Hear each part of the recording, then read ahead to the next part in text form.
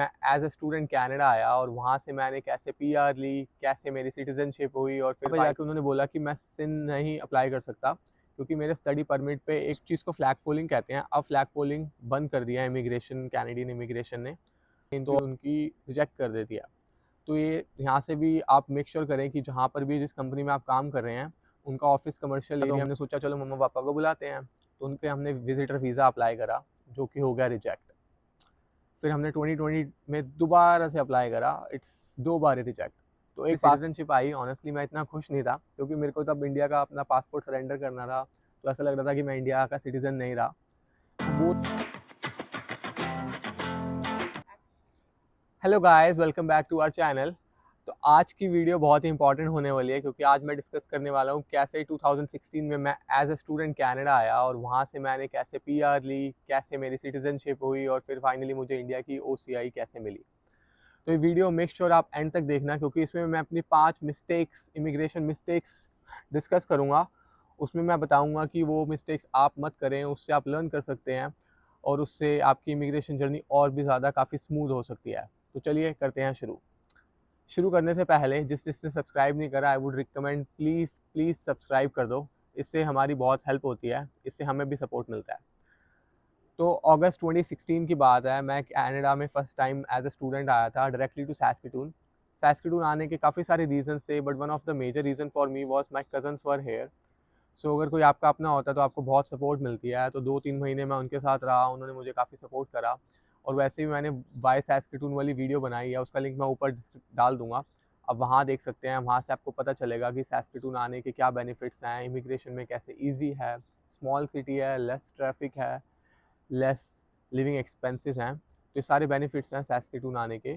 तो अगर आप कनाडा आना चाहते हैं तो आप सैस्केटून या फिर सस्कैचुअन प्रोविंस चूज़ कर सकते हैं और आपकी भी थोड़ी इमिग्रेशन लाइफ इस प्रोविंस की ईज़ी रूल्स की वजह से थोड़ी ईज़ी हो जाएगी। तो जब मैं कनाडा आया था यहाँ पे, तो मैं यहाँ पे अपना सिन अप्लाई करने गया, सर्विस कनाडा। वहाँ पे जाके उन्होंने बोला कि मैं सिन नहीं अप्लाई कर सकता क्योंकि मेरे स्टडी परमिट पे एक कंडीशन होती है, वहाँ पे लिखा होता है कि I can work 20 hours a week off campus, तो वो नहीं लिखा हुआ था, तो उसकी वजह से मेरे को मेरा सिन इशू नहीं हुआ।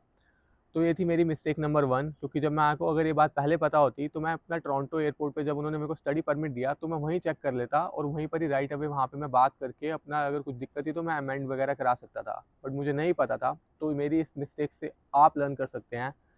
अगर आपके साथ ऐसा हो तो आप राइट अवे अमेंड कर सकते हैं। मेरे केस में फिर मुझे दोबारा से स्टडी परमिट की अमेंडमेंट अब करनी पड़ी, उसके लिए मेरा स्टडी परमिट री इशू होकर आया, तो 3 महीने लग गए उस चीज़ को। उसके बाद मेरा सिन मिला। फिर मेरी नवंबर 2016 में पहली जॉब लगी थी कनाडा में। तो स्टडी मैंने चूज़ करी थी अकाउंटिंग डिप्लोमा। तो मेरी स्टडी का 10 महीने का कोर्स था, वो चलता रहा। फिर उसके बाद साथ साथ मेरी पार्ट टाइम जॉब भी चल रही थी, बंदा 2-3 जॉब सर्वाइवल जॉब्स कर रहा था मैं। फिर उसके बाद जून 2017 में मेरी स्टडीज़ फाइनली कंप्लीट होती हैं और फिर मैं अपना वर्क परमिट लेने जाता हूँ बॉर्डर पे। यहाँ पे वेबन नॉर्थ पोर्टल के वहाँ पे एक बॉर्डर पड़ता है, वहाँ से मैं अपना लाया था वर्क परमिट। बट उस चीज़ को फ्लैग पोलिंग कहते हैं। अब फ्लैग पोलिंग बंद कर दिया है इमिग्रेशन, कैनेडियन इमिग्रेशन ने। तो अब आप लोग ये मत करना, आप अपना नॉर्मल जैसे ऑनलाइन अप्लाई होता है वैसे ही अप्लाई करना, क्योंकि अगर आप बॉर्डर पे जाओगे तो वहाँ पे अब इमिग्रेशन की वर्क परमिट वगैरह की कोई डीलिंग नहीं करते हैं। तो प्लीज़ अवॉइड दिस। तो मैंने अपना स्टडी कंप्लीट होगी, मेरा वर्क परमिट आ गया 10 महीने का। तो उसके बाद मैं जॉब्स ढूंढने लगा। तो जॉब्स मुझे मिल नहीं रही थी, या तो मुझे जॉब मिल जाती या बट वो पीआर नहीं कराते, जो पीआर कराते वो मेरी फील्ड की नहीं थी, तो बहुत सारे चक्कर पड़ रहे थे। फिर एक जो एम्प्लॉयर था वहाँ पे मेरे को अपनी अकाउंटिंग की जॉब मिली एज अ बुक कीपर। वो बंदा रेडी था मेरी पीआर कराने के लिए। बट वहाँ पे जब वो अपनी कंपनी को एसआईएनपी से रजिस्टर कराने की कोशिश करता है तो पता चलता है कि उनका ऑफिस जो है कमर्शियल एरिया में ना होने की वजह से एसआईएनपी उनकी रिजेक्ट कर देती है। तो ये यहाँ से भी आप मेक श्योर करें कि जहाँ पर भी जिस कंपनी में आप काम कर रहे हैं उनका ऑफिस कमर्शियल एरिया में हो, तभी वो एसआईएनपी अप्रूव करेगी उस कंपनी को। तो ये इसके बाद फिर मेरा 10 महीने का वर्क परमिट था, तो मेरे को बहुत ज़्यादा मुश्किल से फाइनली एक एम्प्लॉयर मिलता है, उसने मेरे को सपोर्ट करा और मेरी एसआईएनपी की फ़ाइल लगती है। बट इससे आप ये लर्न कर सकते हैं कि 10 महीने की स्टडी करके 10 महीने का वर्क परमिट या बहुत ही रिस्की हो जाता है। आई वुड रिकमेंड कि 2 साल की स्टडी करो और 3 साल का वर्क परमिट लो, क्योंकि उसके बाद जितने भी मेरा भाई आया, मेरे और भी कज़न्स आए, मैंने उनको सबको यही रिकमेंड करा है कि 2 साल की स्टडी, 3 साल का वर्क परमिट, क्योंकि वैसे भी अब day by day immigration hard करते जा रहे हैं, तो जितना ज़्यादा आपके पास टाइम होगा, जितना ज़्यादा वर्क परमिट होगा, उतना ज़्यादा ईजी होगा आप लोगों के लिए। तो फिर जुलाई 2018 की बात है, तब मेरी फाइनली मेरा वर्क परमिट एक्सटेंड हो जाता है, क्योंकि मेरी SINP में फ़ाइल लग जाती है। फिर नेक्स्ट मंथ पुनीत भी एज अ स्टूडेंट आ जाता है कनाडा। उसको फिर मैंने अपनी जो गलती हुई थी उसकी वजह से मैंने उसको तो 2 साल की ही पढ़ाई के लिए बोला, उसने 2 साल की पढ़ाई करी। फिर उसके बाद 2-3 महीने बाद मेरे एक्सप्रेस एंट्री में भी पॉइंट्स बन जाते हैं। तो मेरे एक्सप्रेस एंट्री में, क्योंकि मेरे पास इंडिया से ग्रेजुएशन थी, फिर मेरे पास यहाँ पर भी मेरे पास एक डिप्लोमा था कैनेडियन एजुकेशन, फिर मेरे पास यहाँ पर भी मेरा 1 साल का कैनेडियन एक्सपीरियंस था, और मैंने फिर आइल्स दिया, तो इन सब चीज़ों से मेरे पॉइंट्स बन गए। तो मैंने एक्सप्रेस एंट्री में भी अपनी फ़ाइल लगा दी। तो मेरी एक्सप्रेस एंट्री की भी फ़ाइल चलती रही, मेरी SINP की भी फ़ाइल चलती रही। बट एक्सप्रेस एंट्री की फ़ाइल यूजुअली जल्दी प्रोसेस होती है, तो मेरा अराउंड मार्च 2019 में मेरी PR हो जाती है। फिर उसके बाद मैं फाइनली अपना जो SINP से अपनी फ़ाइल विड्रॉ कर लेता हूँ। मेरी आई नो फ़ीस जो है 2 बार लगी थी, बट स्टिल PR मेरी जल्दी हो गई थी। तो PR होने के बाद मैं अपना जो जॉब कर रहा था वो छोड़ देता हूँ, और मैं अपनी एक फील्ड जॉब के लिए ट्राई करता हूँ, जैसे काफ़ी लोग करते हैं। 3-4 महीने मैं अपना ट्राई कर रहा हूँ, मेरे को जॉब नहीं मिल रही है, और मैं और कोई जॉब नहीं कर रहा, तो इससे भी एक प्रॉब्लम होती है कि आपके पास सेविंग्स ख़त्म हो जाती है। तो ये थी मेरी अगली मिस्टेक। इसके लिए मैं आपको रिकमेंड करूँगा कि अगर आप अपनी फील्ड जॉब ढूंढ रहे हो, तो साथ साथ सर्वाइवल जॉब करते रहो। जॉब छोड़ के घर मत बैठो, क्योंकि कुछ ना होने से अच्छा तो जो है वो उससे बेटर है ना। तो फिर मेरे साथ यही हुआ कि मैं अपना 4-5 महीने बाद जब सेविंग्स ख़त्म होगी, तो फिर मैं अपनी सेल्स फील्ड में ऐसे सर्वाइवल जॉब्स करते लगा। फिर देखो भगवान को क्या मंजूर था, उन्होंने मेरे को सेल्स में जॉब लगवाई, और आज 5 साल होने वाले हैं ऑलमोस्ट, मैं उसी फील्ड में ही हूँ। तो काफ़ी लोग ये इस चीज़ से निराश होते हैं कि जिस चीज़ की उन्होंने पढ़ाई करी थी उस चीज़ की उनको जॉब नहीं लगी।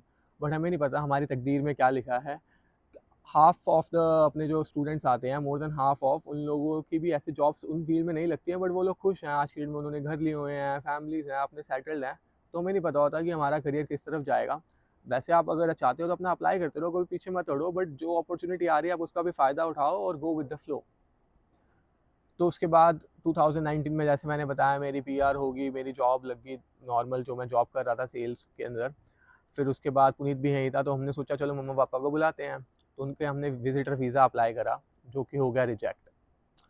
फिर हमने 2020 में दोबारा से अप्लाई करा, इट्स 2 बार ही रिजेक्ट। तो एक पासपोर्ट पे हमने 2 बार ही रिजेक्शन ले ली थी। तो इसलिए मुझे था कि यार अब क्या करा जाए, क्योंकि जितनी ज़्यादा रिजेक्शन उतनी ज़्यादा आपकी जो आपकी फ़ाइल है वो ख़राब होती जाती है। तो फिर उसके बाद हमने 2021 की बात है, हमने सुपर वीज़ा के लिए अप्लाई करा, और सुपर वीज़ा फाइनली अप्रूव हो गया।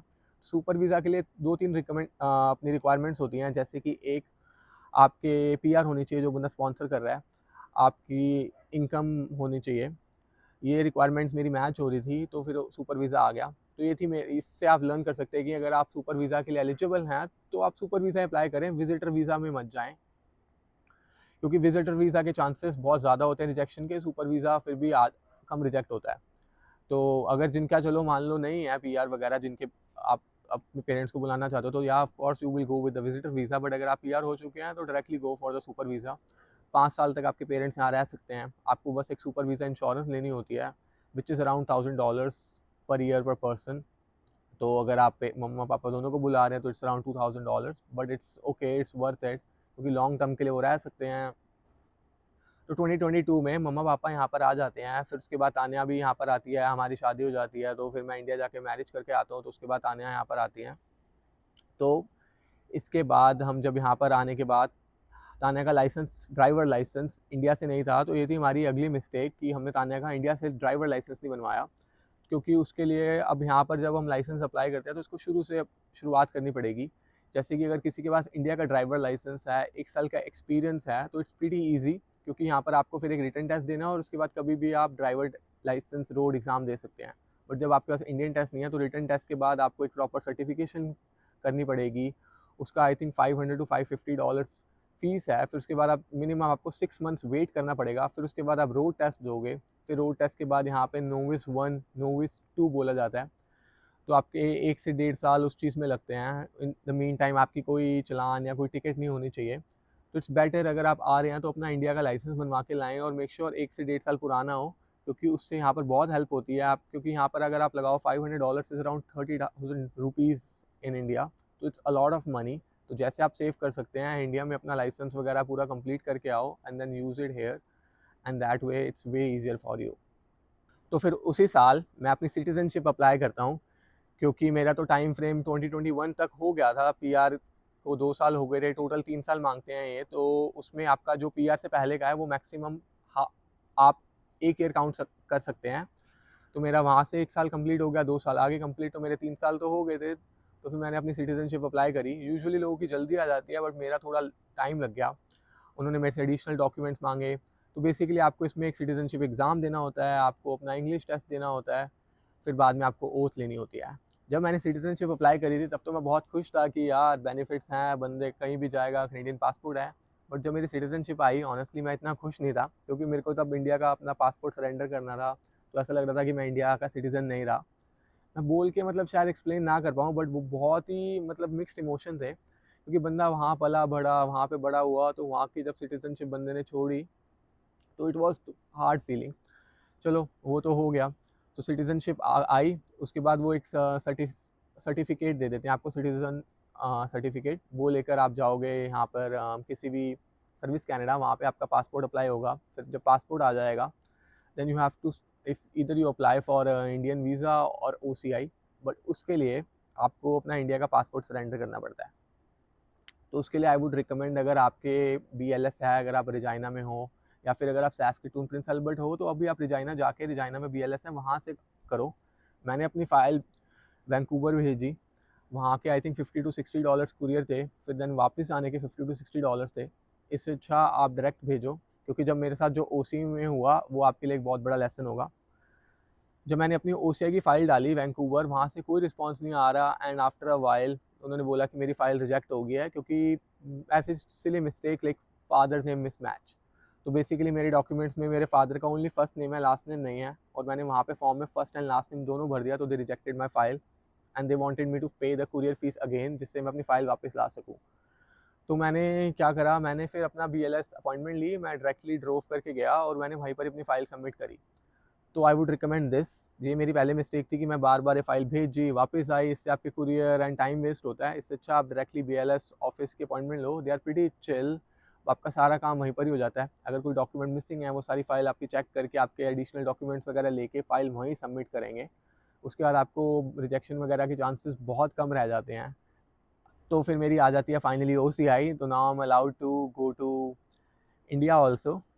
सो this is my journey from student to overseas citizen of India, OCI. तो अगर आपको ये वीडियो अच्छी लगी हो तो please I would recommend like, share with your family and comment.